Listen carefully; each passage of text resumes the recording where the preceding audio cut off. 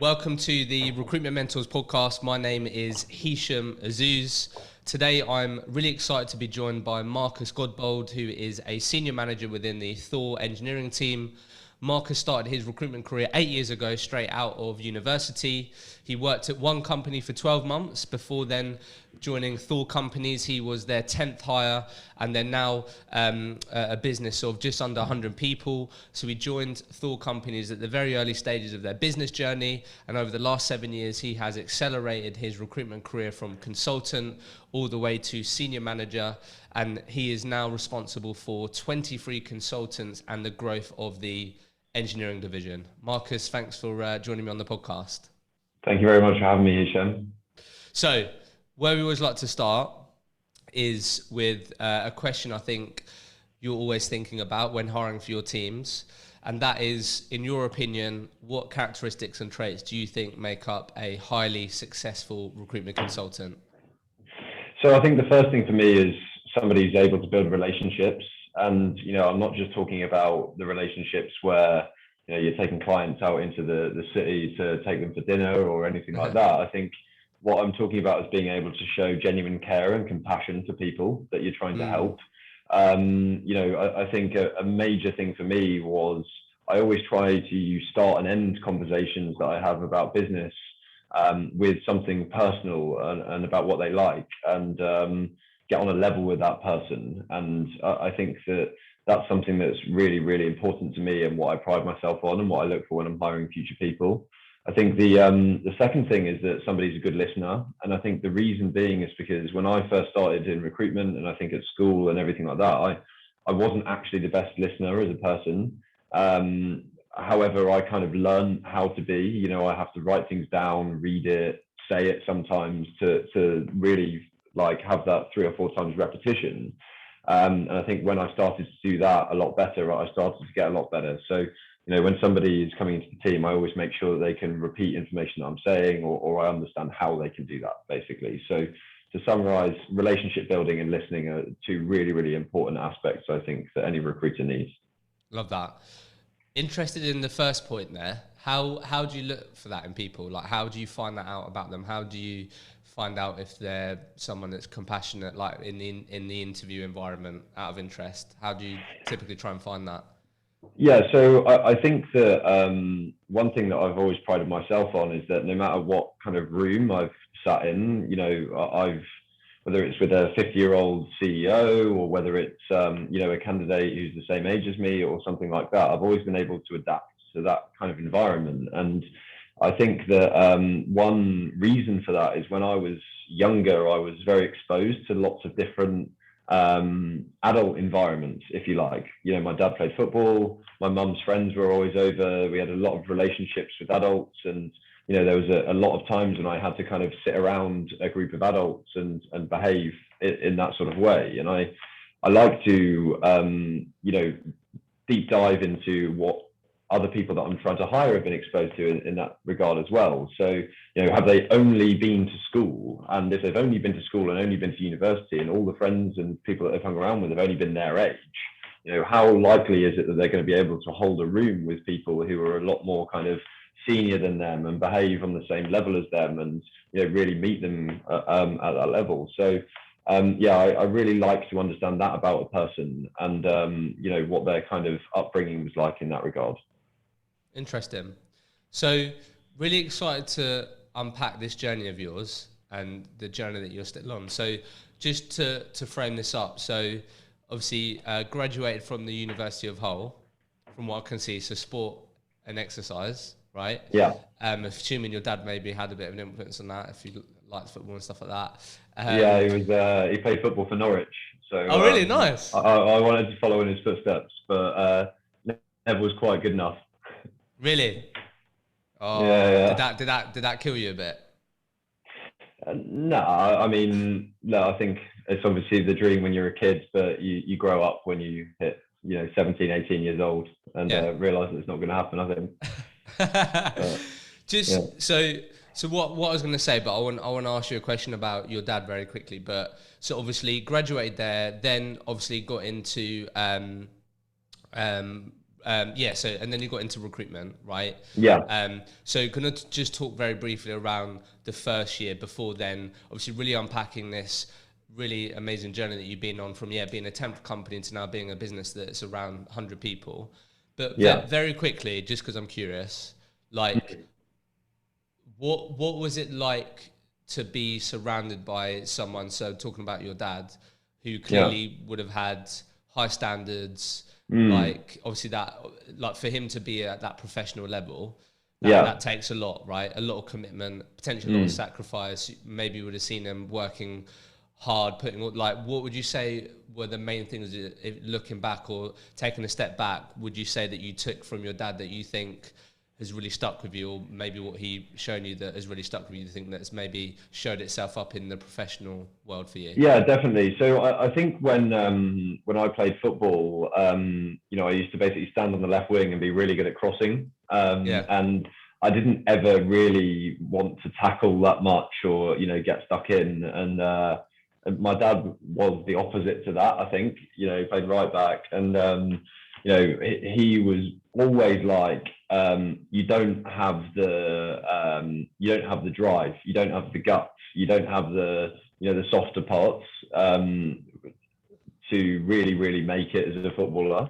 And Wow. obviously that's quite a tough criticism when 14, 15 years old. But I think someone telling you that from quite an early age really holds you in good stead for the future, because that's your development area at an early age, and you want it even better. And I think that when I grew up and realised that I wasn't going to become a footballer or anything like that, I realised that when I played football in the future, I'd have to have that drive, the motivation, I need to mean it. I need to really give it all I've got and all that sort of stuff, rather than just thinking I can stand on the wing and chuck balls in the box and it's going to happen, but actually, get my hands dirty a little bit. And I think that was great. And Wow. he was managed by a really hard bastard at Norwich. He was a bit of a slave driver. So, some of the criticism I came in for from him was pretty tough, but, I think it helped. He was also in sales as well when he quit playing football. Really? So I think, that helped. He's got some empathy around what I've been through and stuff like Yeah. that. So that was a good influence. Did you have, I feel like you getting that feed, like, do you feel like you had a point to prove then? To be like, well, no, Dad, like, I do have grit. I can, like, I don't know, did you have a bit, was that part of what is maybe really Yeah, proving you? I think so. I think so. Maybe subconsciously. It's not something, I kind of went into and thought about each day. Like, I want to prove my dad wrong or anything like that. Yeah. It was more the opposite. It was like, I want to make him proud. Yeah, nice. And that was the main thing, I think. And, I think when I used to help him out when I was 17, 18 years old, collect footballs at this refereeing thing that he used to do. And, I basically used to sit on the floor sometimes while I was like about to collect footballs, and he was just like, stand up, you're on the job, people know you're getting paid, you need to show everybody why you're getting paid, and you need to be on it. And I think Wow. that was a really good lesson as well. Yeah, I love that. Thanks so much Yeah. for sharing that. Tough So, love. yeah, absolutely. So always interested to hear about first year in recruitment, because you typically always hear from people, and I'm sure you communicate this in your own way now, like it is a difficult part of your recruitment journey and these things. So obviously from what we can see, obviously you worked at one company for a year, and then obviously you joined Thor companies, and it's been a real success, although there's been plenty of bumps along the road. So like, just talk to us about that first year then, like how do you describe your first year in recruitment coming straight out of university? Yeah, so I'd say my first year in recruitment was pretty horrific. Yeah. I really struggled. I think with a couple of things. I think firstly, the environment was tough. If you were at the bottom, you were at the bottom, and you were treated that way in a way. Yeah. Obviously you get the training, and certain people in the team are nice, but you can just tell from everybody else in the business how Yeah. they're viewing you. And then I think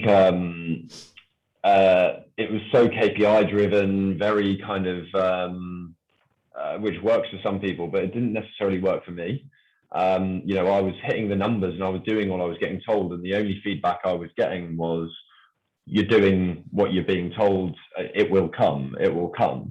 And I think the reason why I stayed in the business for a year, having only done 2 deals, was because I was hitting all of my KPIs, but I wasn't getting the attention where it was just like, cool, your calls are going like this. I had some really good call coaching by an L&D person, and that was great. But what I didn't have was the strategic knowledge of where to focus my time. I was spending some time in Poland, in South Africa, in Timbuktu, wherever, trying to do deals. And when it came to the crunch, it wasn't necessarily ever going to happen because the rates were too low, or there was withholding tax or anything like that. And the feedback I kept getting was just keep doing what you're doing. And I think I got a bit fed up of that, and I thought about leaving recruitment altogether, to be honest. I started with 14 people in the graduate academy. I was one of only 2 left, so I don't feel like I was the only person who felt like this, and I felt like I had some unfinished business, really, because I saw other people who were working around me, and I thought they were good people. They were good at what they do, but I always thought I could have been better, to be honest. And I thought that I could build relationships better than the person next to me who was doing really, really well.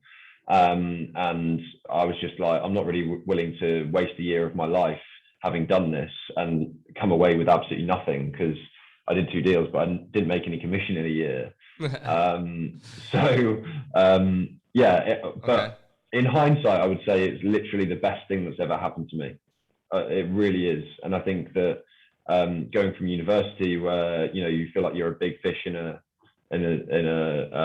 small pond, and you're in the AU and playing football and all that shit, it doesn't really compare or prepare you for what you're about to go into. And I needed that shock, I think, to whip me into shape a little bit. Yeah.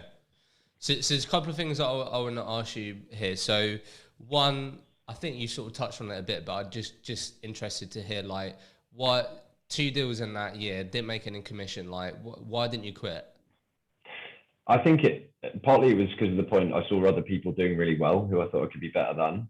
Yeah. Secondly, it was this point that I didn't want to give up leaving with nothing. And I think third was Thor, and the interview that I had with Nick and Chris, the directors.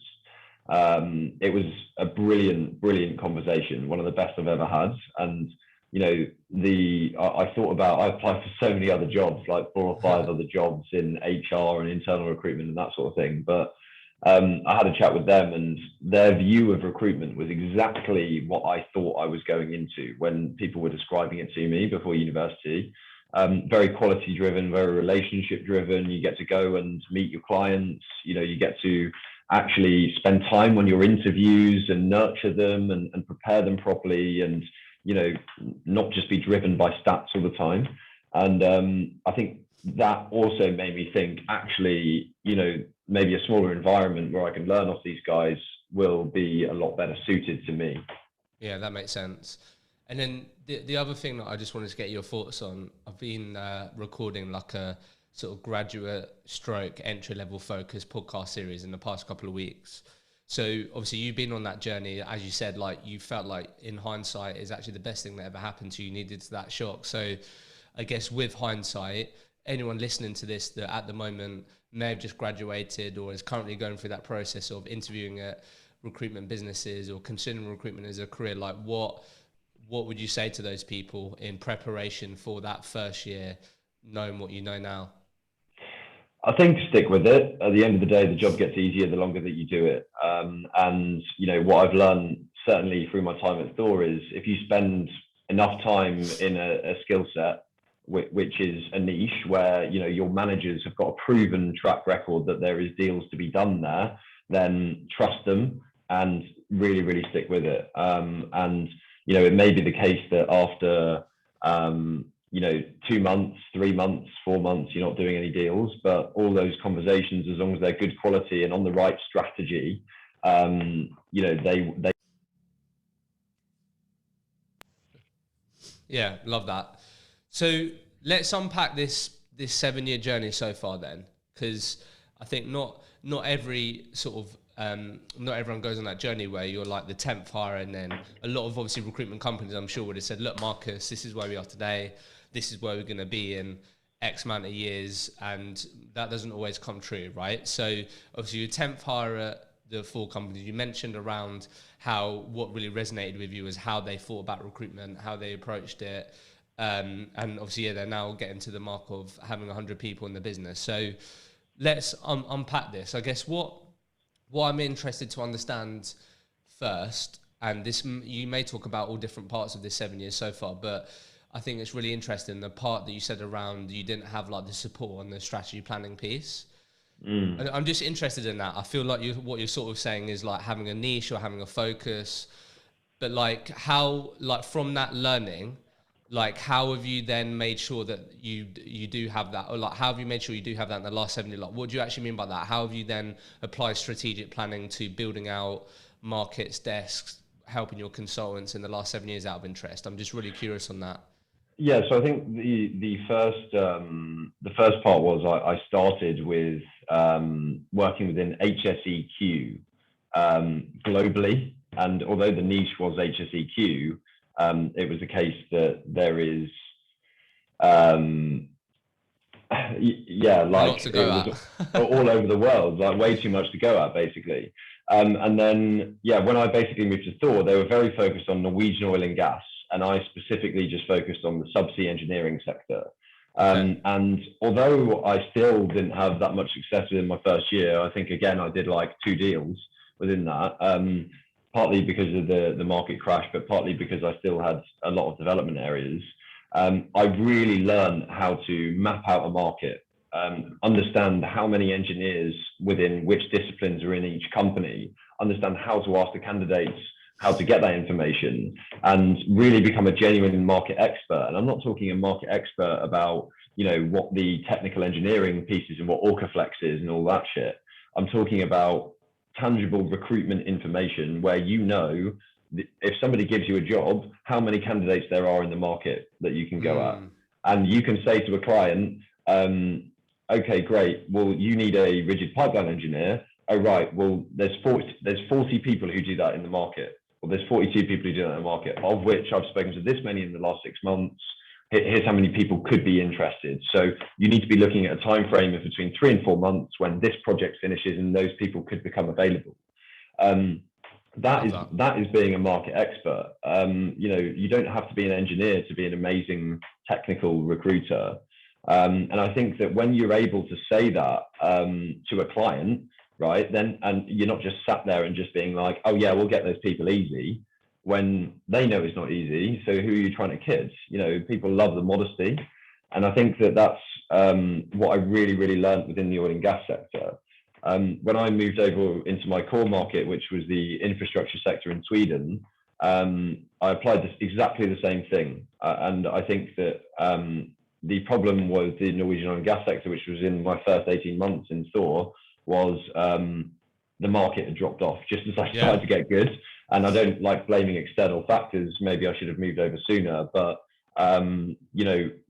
like the buying signs weren't there. There were candidates that flooded the market. No one was hiring anymore, etc. So when I then understood and learned all those principles and moved over into the Swedish market, that's when it started to really, really start to kick on. And I found that niche and the honeypot. And I think after doing like 4 deals in my first 2 years in recruitment and not earning any commission, I then did 48 placements in 2 years by finding that niche. Yeah, I love that. And managing people now, as a company, we have to basically have people who are really working hard in our core markets, what we're doing now, but we've also want to have people with a growth mindset. And by that, I mean, people who can carve out newer niches and help grow the business. And one day they'll have their own team. I think what I say to those people is you've got to start off quite broad and really understand and smell what sells. I don't know whether you've ever seen The Apprentice, but they have that market stall thing where it's okay, that's selling more, buy loads more of that. I think that I really, really understood that in Stockholm, and that's what I really encourage my team to do, basically. Smell what sells, build up your inventory of candidates. You wouldn't open a shop without filling the shelves with stuff. Yeah. And then, yeah, basically, once you've done that, then go out to the market, see who could be interested in which type of candidate, and then that's basically the niche that you can go into. I love that. Thanks for sharing that. So, couple of things that I want to just sort of uncover a bit here. So, obviously, you mentioned around so yeah, you went from, like, as you said, first 2 years not having loads of success to then it going a lot more better, or how you'd hoped your recruitment career would go, right? So, just for a bit of context, really quickly, have you always done perm or contract, or both? I've done both. Okay, cool. So at that time in your journey, was you doing contract or perm in Stockholm? So the first year was all contract. Yeah. Second year in Norway was perm and contract. In Stockholm, it was probably 95% perm in Perm. Sweden. Okay, cool. And that's when you did, like, just under 50 placements, yeah? Yeah, Cool, exactly. Okay, perfect. So just interested here. So, like, I know you've mentioned, so you said, like, you took away some of these core principles. I guess I'm just trying to uncover what maybe some of the other principles are that you took away, that you had to learn the hard way or the long way in those first couple of years. But obviously a lot of recruiters listen to this will obviously have to go on that journey of, like, building out their new market or building out their own client list and these types of things, right? So I guess what I'm just interested to find out from you, I know you were just talking a bit about it on trying to maybe start a bit broad, understand what sells, build up your inventory and relationships of candidates. But, like, obviously looking back, and maybe you can also draw on your team as well, but, like, as you were building out that market, like, what ended up being your most trusted way of, like, building client relationships out of interest? Like, what ended up being the most efficient way of you, partnering with clients, getting more of those opportunities? Because I think that's typically where obviously a lot of people struggle or find the biggest challenge when building out a new market. So talk to me a bit about your strategy or what ended up working on that side. Yeah, so I've heard it a couple of times in your podcast, but it's a lot to do with going to meet people. Okay. And, I think the fact that I've basically been an English person working in a foreign market, and I've made the effort to fly to another country to go and meet people, has been amazing. So I think in that 2-year period, I actually had a look the other day for one of my appraisals. I had 56 client meetings in Norway or Sweden, and I also went to 6 different conferences as well in Norway or Sweden, and while still living in London. So that's like, every 4 to 8 weeks, really, really making the effort to go and see people.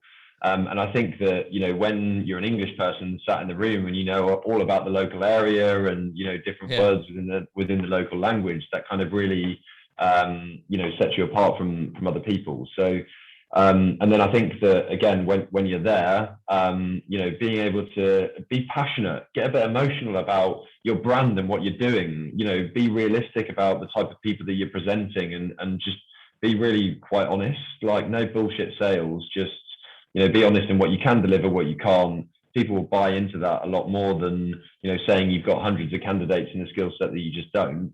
And, I've always worked off the basis that if you show people and if you're passionate about what you're doing, then people will believe in it. And I think that you can only really do that properly face to face. Sit there, shake their hands, have a coffee with them, take them for a pint.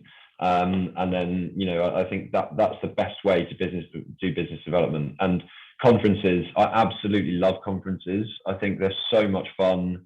I think every single recruiter should have the drive and will to go to an industry conference. They should meet people, network in the room, and it's a really daunting feeling having to go up to somebody the first time in the room, shake their hand when they don't know you or never even heard of you. But the buzz is unreal, and the relationships that you can build off that are superb. So yeah, I definitely think that face-to-face contact is 100% what you should be pushing for. And I get that when you're new to a company, they don't necessarily invest in you and back you to do that.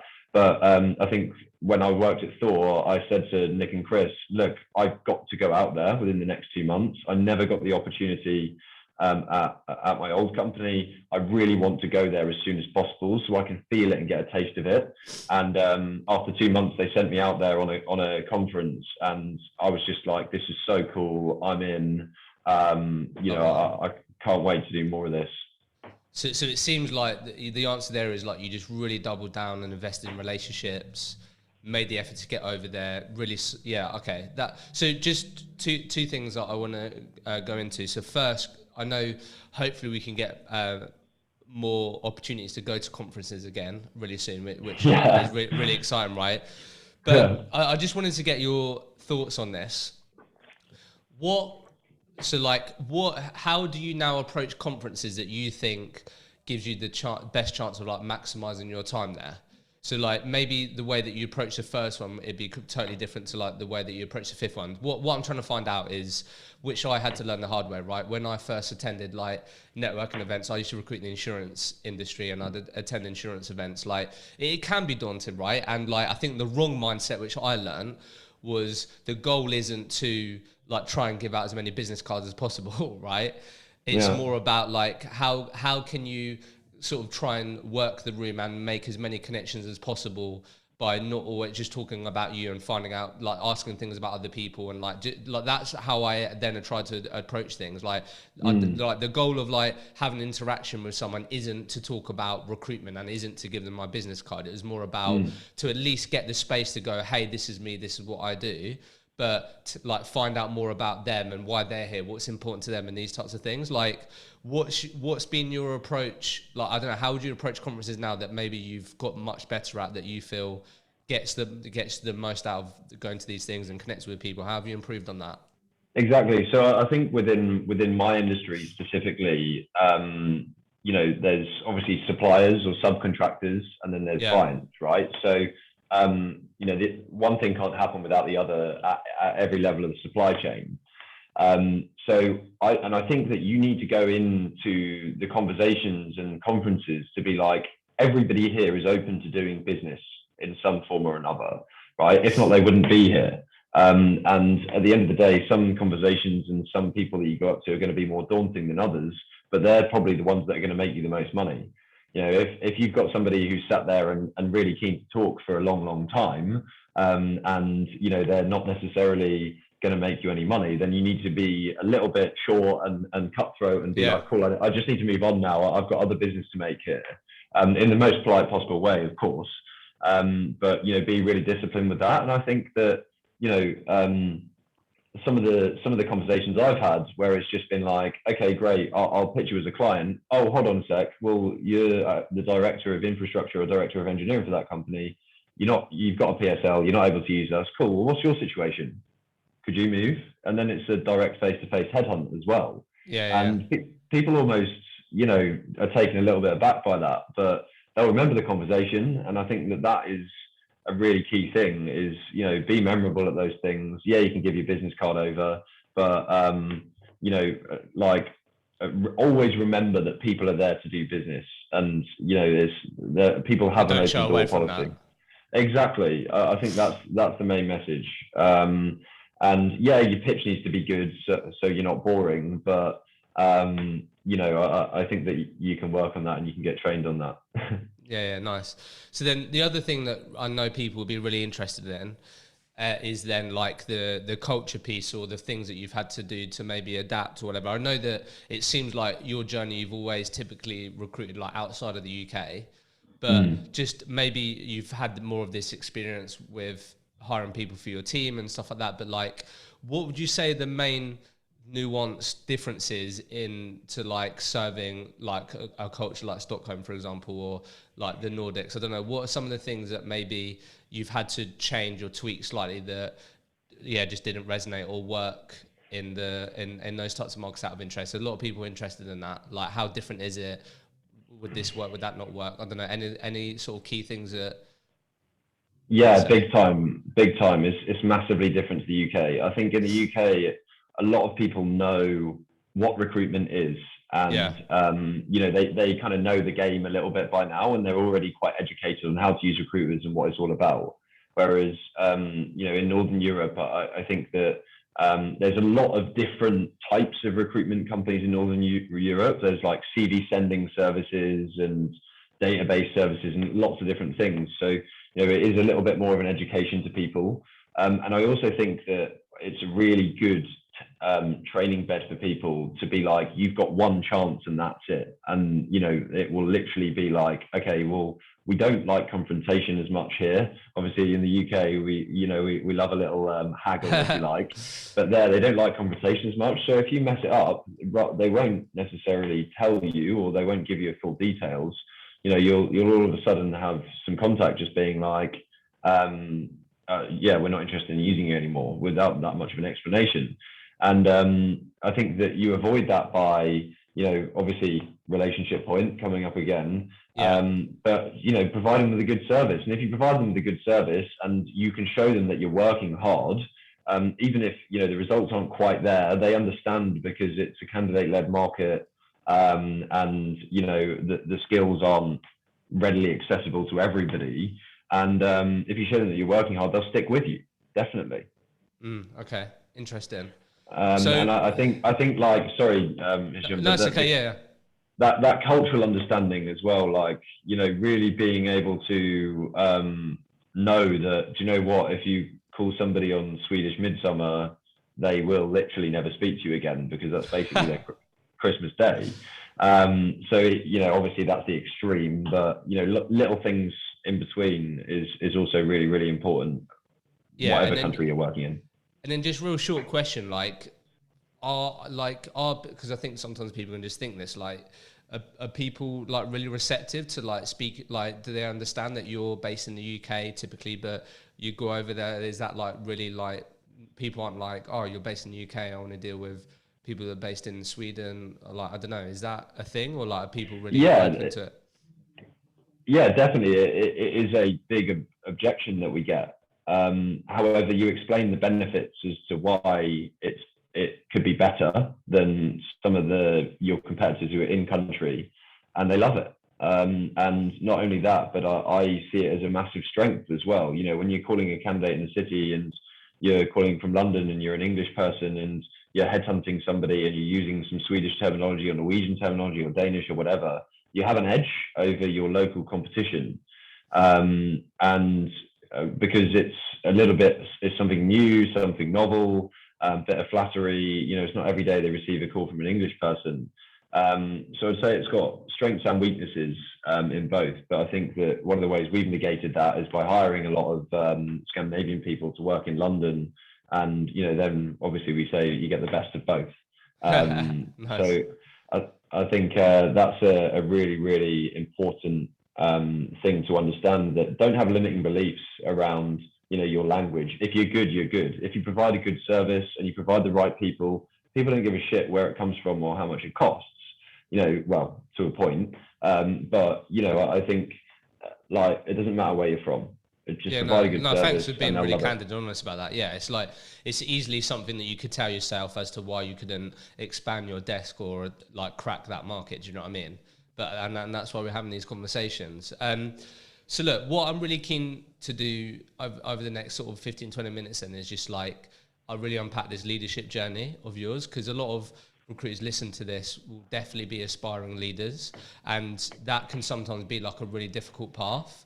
But before we do, really quickly, just because we're talking a lot here around like Marcus building a desk, having more success, these types of things, just another really popular area. We've spoken about new business. We're speaking about the nuances of working European market.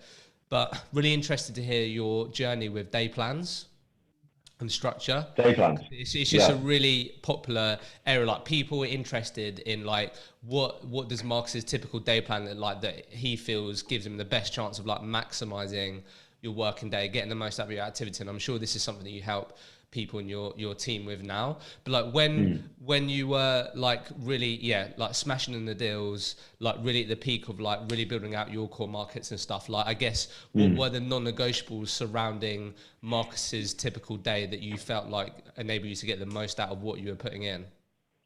This is a really hot topic for us at the moment. Actually, I did a training session on this yesterday. Oh, nice. Okay, let's do it. So nice and fresh.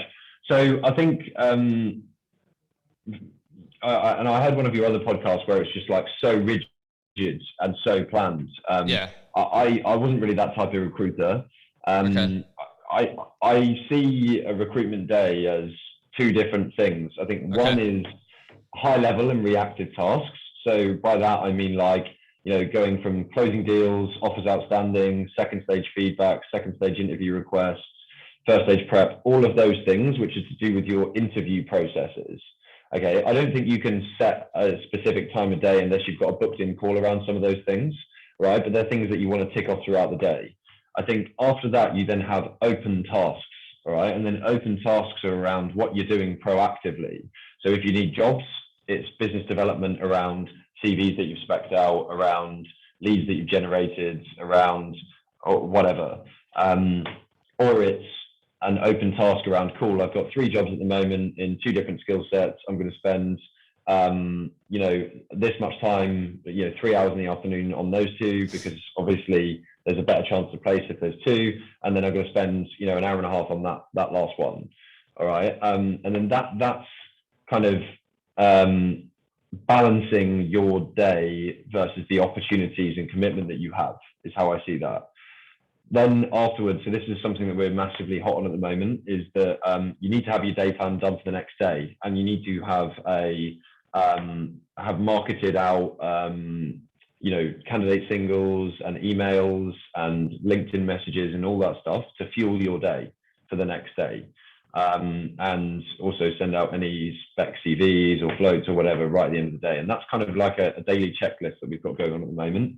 Nice. I think that what's really important is to have a target each day, right? And have, not necessarily strict set of KPIs, but, I want to achieve this in terms of my proactive work, right? And this is what I can definitely affect. However, what my goal is to get a CV in for this job today. And do you know what? I could do this part amazingly well, but that part, I can't necessarily affect as much as that part. So I'll focus on that part, and that part will look after itself. So yeah, I'd say that I'm maybe a little bit more flexible and follow my nose and that sort of thing, more than other recruiters, but and not so rigid. But yeah, that's basically how I like to look at things: open tasks and closed tasks. No, thanks for sharing that. I think, really common theme, something I always big advocate on because it had such an impact is, if you're listening to this and you're not starting your day before it starts, change that. So like you said, understand before you come into the office, before you go into the office tomorrow, like what you need to be focusing on, etc. Really like the addition that you just said, like setting your future day up for success. So like doing those things that could mean that you get more traction the following day, like you said, the LinkedIn messages, types of things. And then what I really like with what you said, which is something I definitely need to improve on, but has also come from some of the sessions that we've been doing in the Recruitment Mentors platform recently on this. Obviously, the added benefit of like adding a target. So for example, like you said, if you blocked out 2-3 hours on BD or candidate sourcing for a particular job, like the great thing about also setting a target in those 2 to 3 hours is that one, you can actually see how you did rather than like finishing that time and going, oh, how did that actually go? Because sometimes you can feel like that, can't you? It's like, how well did that go? And then the other great thing is then you can reflect on it, you can review it. So like if your target was to speak to 5 hiring managers and you spoke to 3, part of the end of your day or at the end of the week, which I really recommend, is then having some sort of self-reflection review of like, how did the week go, whatever. You can then review those things and go, right, why didn't I speak to 5 hiring managers? Well, I didn't get my call list planned. That definitely had an impact. And like, if you have then those targets, you can then give yourself space to be like, right, what am I going to do next time to make sure I do hit the target rather than just having the block time? I think that's a great addition. Yeah. 100% agree. And you've got to have enough of a sample of what you're doing to work out what's going wrong. And at the end of the day, if you're only calling 10 candidates a week and you're getting no CVs in, then your understanding of your skill level and the reasons why is going to be so much less if you just absolutely went for it, made 40 calls, and then actually could pick up a trend of okay, great, well that person missed ROE, so I need to work on my commitment for ROE. Mate, I'm massively on board with that. Sit and reflect on the day before, have a look at your targets. I think the other thing that's good to mention around day plan is what you're doing before you get to the office, right? Because I can't remember which podcast it was, but I listened to something that was just like, you really need to warm your brain up before you get into the office. And I know I've been guilty of it in the past. I've been just sat there mindlessly playing on Footy Manager, for my commute for 45 minutes. But what I actually did in the end was started doing some Duolingo for Swedish words on my phone. Nice. And that basically gets your brain into gear. Either that or go for a run. Get your endorphins going, get your exercise going, get blood to your brain. And I think that's another way to really kind of stop this really slow start when you get to the office. I heard a girl say on your podcast as well that I want to make sure that when I come in, I'm half an hour before my competition and I'm on it. And I thoroughly believe that you shouldn't be waiting until 9:30 to start making your first call. You should be on it straight away. And the best way to do that is really warm yourself up and get the blood pumping, basically. Yeah, for sure. Right. So are we okay for time? Like the final, next 15 minutes, I just want to talk to you about your leadership journey. Is that okay? Yeah, go for it. Okay, cool. So obviously we spoke a lot around the billion piece. And then obviously, like we spoke about before we started this, and then it seems like you've been on then a sort of leadership journey for the last 5 years or around about that. So as I said in the introduction, you're responsible, manage 23 consultants. I guess let's just go into the stuff that maybe a lot of people can learn from. Like what were some of your maybe 1 to 3 biggest challenges going from like Marcus the biller, just worrying about Marcus's billings performance, to then being responsible for other people? That's obviously grown the amount of people, but like what have been some of your biggest challenges that you've had to work through that maybe people could learn from, that you've had to work through on this leadership journey? Yeah, I'm absolutely not ashamed to say this, because I think it's a massive part of a journey that any manager will go through. But obviously when you're billing, doing deals, you're the one banging the gong or ringing the bell, having your deal tunes played or whatever it is.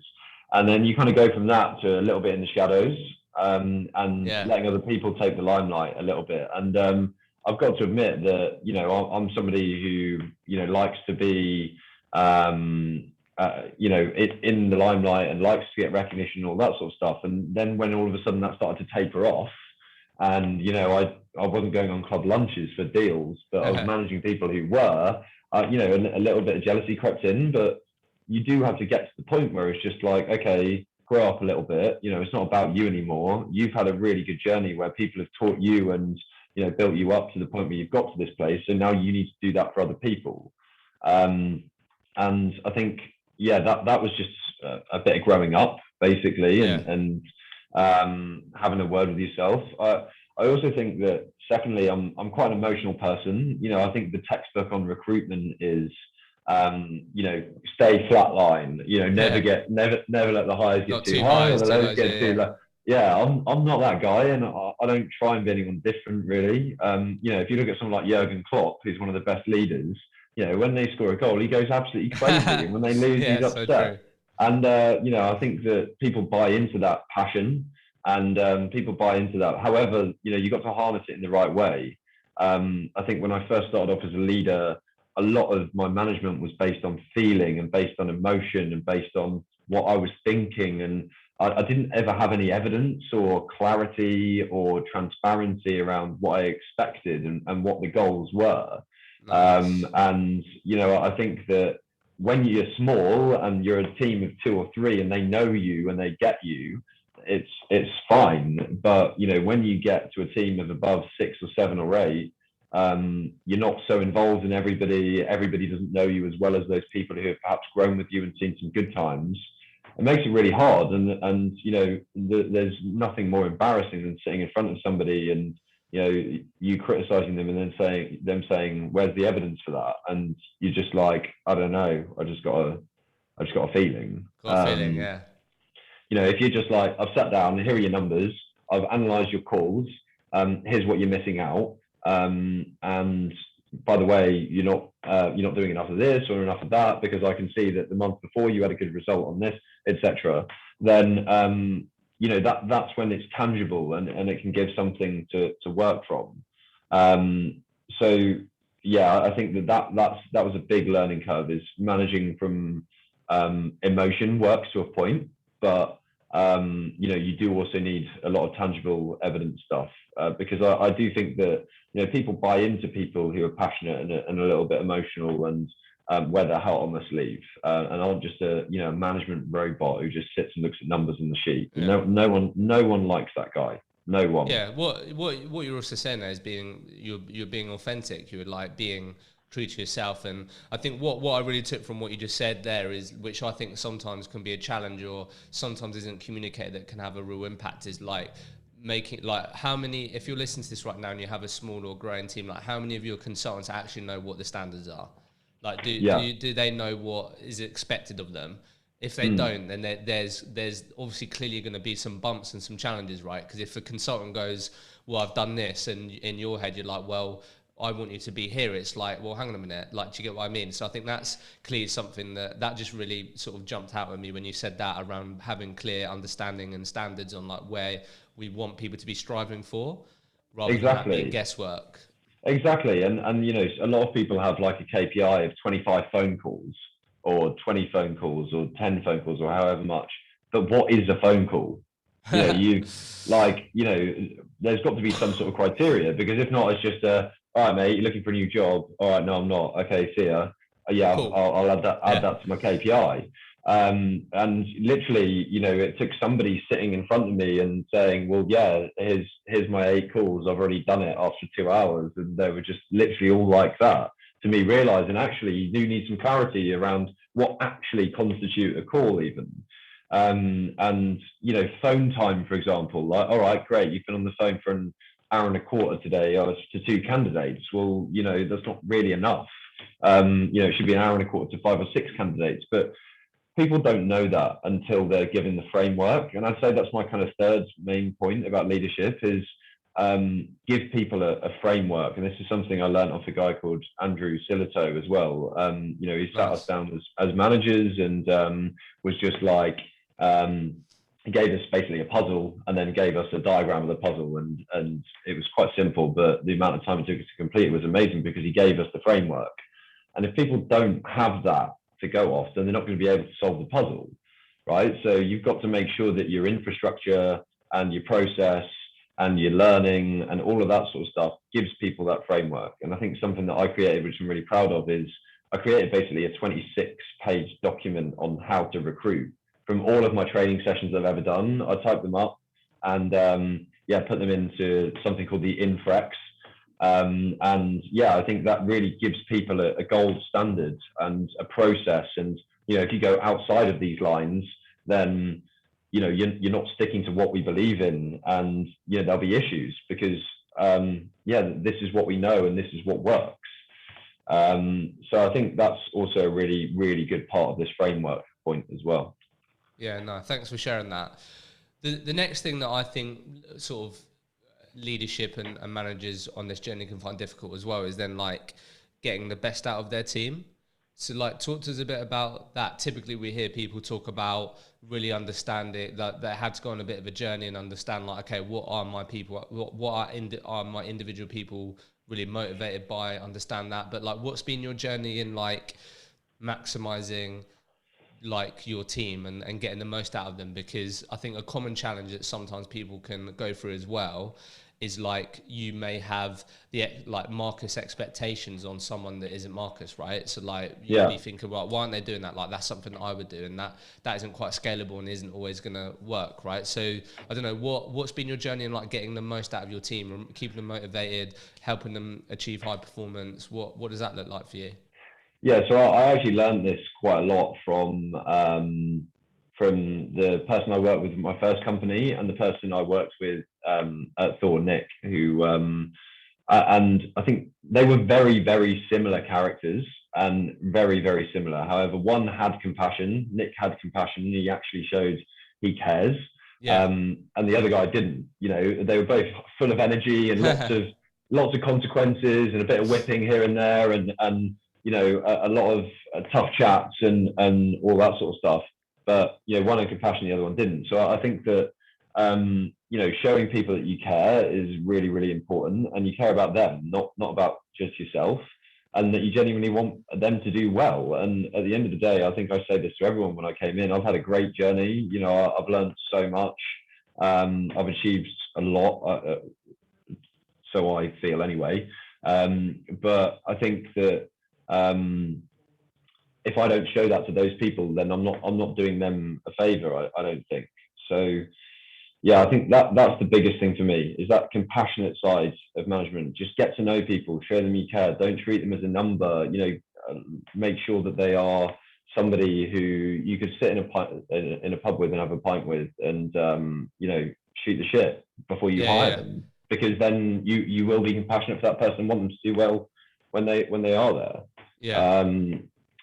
So I think that's the main thing. And yeah, there's all the, like, finding out what people are motivated by, finding out what their goals are, and you know, when do you want to buy a house in the next 2 or 3 years, and oh, you want a Gucci or Fendi handbag or whatever. You know, that's great, but it's a bit shallow.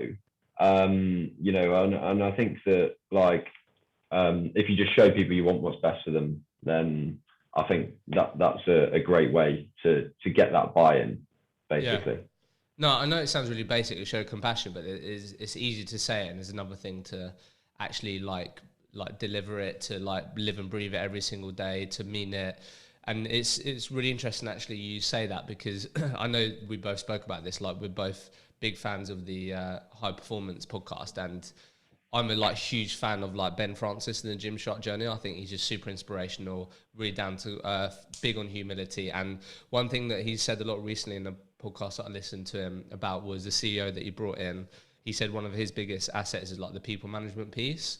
And the thing that's always stuck with him, and you'll hear it on the podcast if you listen to it, Marcus, but basically it was something along the lines of like, don't ask people how they are if you're not prepared to listen to the answer. And how many times have you experienced that where someone goes, oh, Marcus, how are you?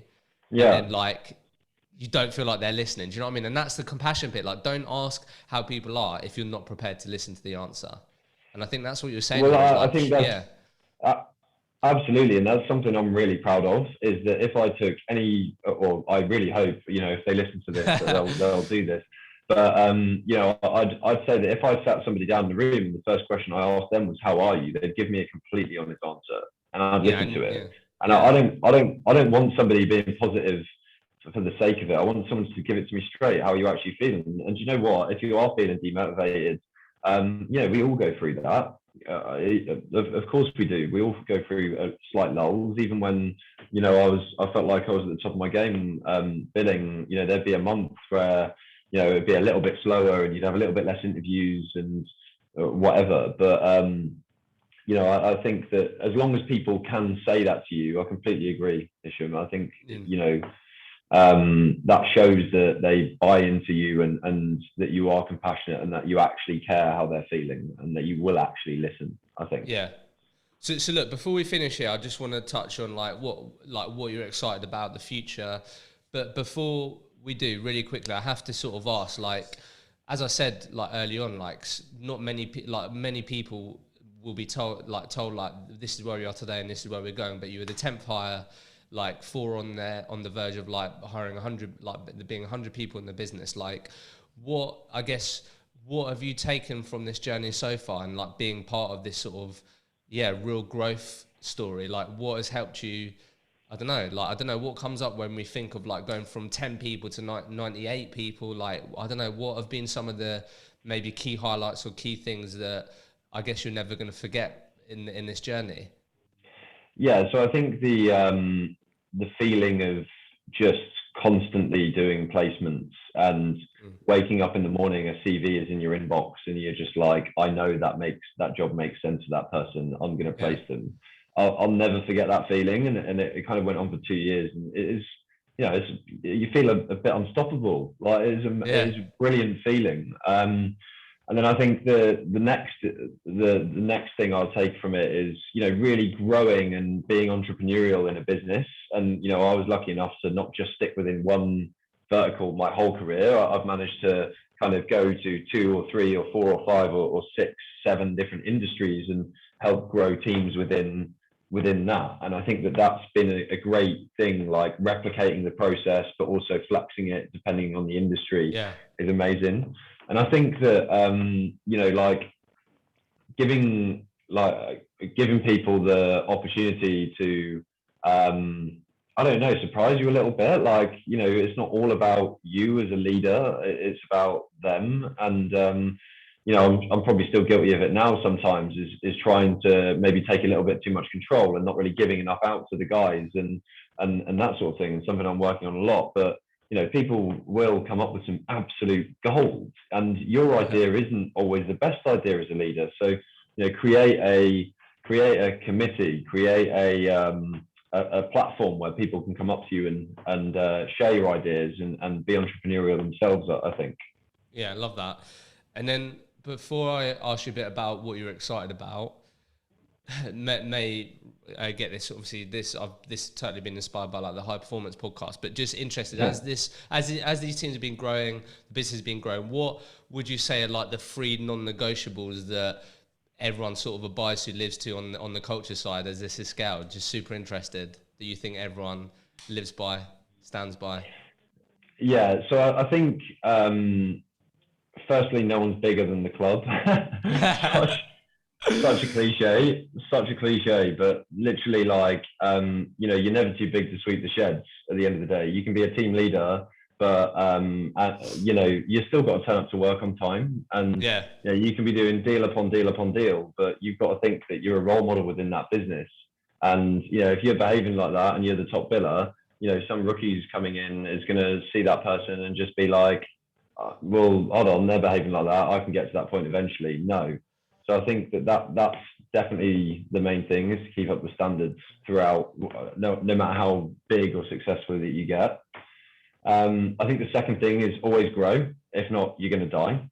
I think that when you bring new people into a business, there is a fresh kind of perspective, fresh bit of accountability, and everyone kind of ups their game a little bit, because whether they're a graduate or whether they're an experienced hire, they'll come in and they'll hit the ground running, and then other people will also hit the ground running. So if you're not growing, you're dying. If you're not seeing the platform to grow within the industry that you're in and the market that you're in, go and do something about it.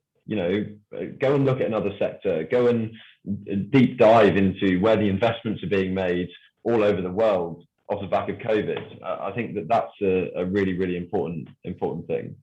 And I think the third one is probably the framework point. I'm going to give you a fourth one as well in a sec. But the third one is the framework point.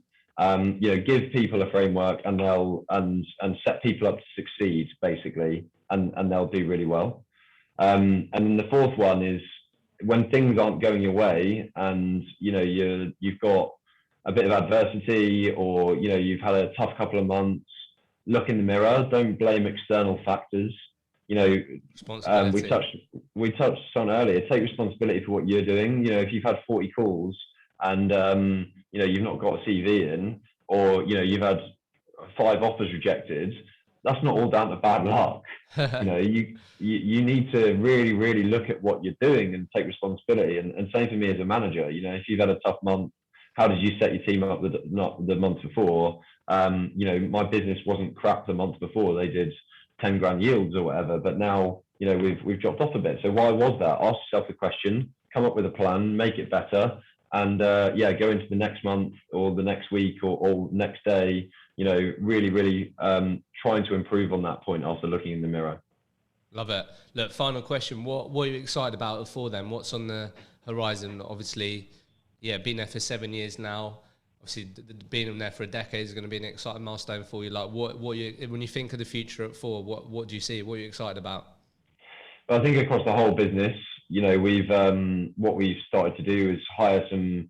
We've always been quite organic, taking a lot of graduates. We've now started to hire some really good people, experienced people, and I think that what's great is that they've come into our environment and our culture, and they've hit the ground running. And I think it's because they really like that. I'm not selling, by the way, but I think they really, really like the culture. So I think that they can really, really kick on within Thor and take us to the next level. And then when we do hire more graduates, which will happen throughout the next year, they will be able to learn even more from those people. So I'm really, really excited about that, definitely. And I think within my unit, within engineering, I feel like we're in such a good niche and good vertical, and the strategy is really set to kick on for the next year to really smash it out of the park and see some more growth. I think that we've got some amazingly talented individuals in my team. They know the process, they know what to do. Now they just have to go out and do it. And, we've just had a lot of work on our strategy over the last couple of months, but I really, really feel like they're in a good place to smash it up now for the next year or so. Brilliant. Look, I think absolutely love your passion and really excited to see how things evolve over the next couple of years. But been on such a great journey from, not doing many deals the last couple of years, but persevered, made it happen, and been an absolute pleasure having you on the podcast, Marcus. Thanks a lot. Thanks very much, Hisham.